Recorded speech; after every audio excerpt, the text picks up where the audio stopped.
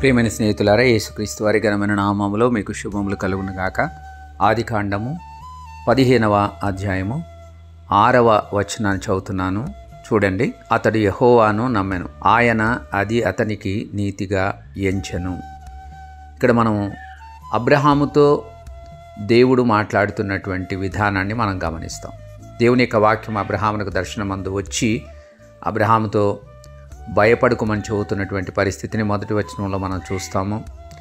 నీవు నాకేమిచ్చినా ఏమి లాభం లేదు కదా, నేను సంతానం లేని వాడనే పోతున్నాను కదా, దమస్కు ఎలియేజరే నా ఇంటి ఆస్తికర్త అవుతాడు కదా అని చెప్పి అబ్రహాము దేవునితో అన్నాడు.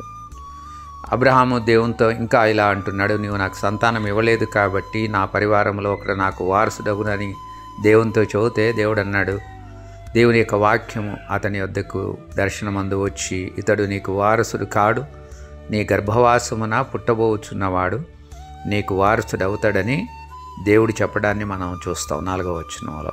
అంతేకాకుండా దేవుడు అతనికి ఒక సాక్ష్యాన్ని, అనగా ఆకాశ నక్షత్రాలను చూచి వాటిని లెక్కించడం నీ చేతనవుతాయి, నీవు లెక్కించమని దేవుడు అబ్రహాముతో చెబుతా ఉన్నాడు.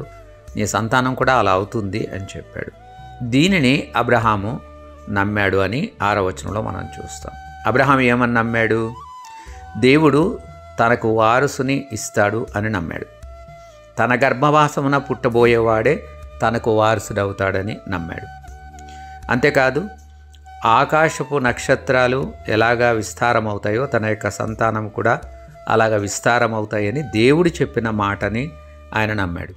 దేవుడు అది అతనికి నీతిగా ఎంచాడు అని 6వ వచనంలో రాసిన మాటను మనం చూస్తాం. చాలామంది దేవుణ్ణి నమ్మలేని వాళ్ళు ఉన్నారు, దేవుని యొక్క ఉనికిని నమ్మలేని వాళ్ళుగా ఉన్నారు, దేవుని శక్తిని నమ్మలేని వారుగా ఉన్నారు, దేవుని యొక్క ప్రభావాన్ని మహిమను నమ్మలేని వారుగా ఉన్నారు. దేవుడు చెప్పినది ఆయన చేయగలడు, ఆయన సత్యవంతుడైన దేవుడు. ఏదైతే ఆయన చేయగలడో దానినే ఆయన చెబుతాడు అన్నటువంటి విషయము, చేయబోయేదే మనకు వాగ్దానంగా ఇస్తాడన్న విషయాన్ని చాలామంది నమ్మలేరు. కానీ అదే మనం నమ్మాల్సినటువంటి అవసరత ఉంది. దేవుడున్నాడని నమ్మటం, దేవుడు వాగ్దానం చేసినవాడు నమ్మతగినవాడు అని నమ్మటం, ఆయన వాగ్దానాలు తప్పకుండా నెరవేరుతాయని మనం ఎప్పుడైతే హృదయపూర్వకంగా విశ్వసించగలమో అది మనకు నీతి అవుతుందన్న విషయాన్ని మనం ఎప్పుడు కూడా మర్చిపోకూడదు. దేవుని నమ్మటం మొదలుపెట్టాలి. ఆ తర్వాత దేవుని గురించినటువంటి రెవల్యూషన్ ఏదైతే ప్రత్యక్షత ఉంటుందో దాన్ని కూడా మనం నమ్మడానికి అది అవకాశం కల్పిస్తుంది. అది మనకు నీతిగా మారుతుందన్న విషయాన్ని నేను మీ యొక్క గమనానికి తెస్తున్నాను.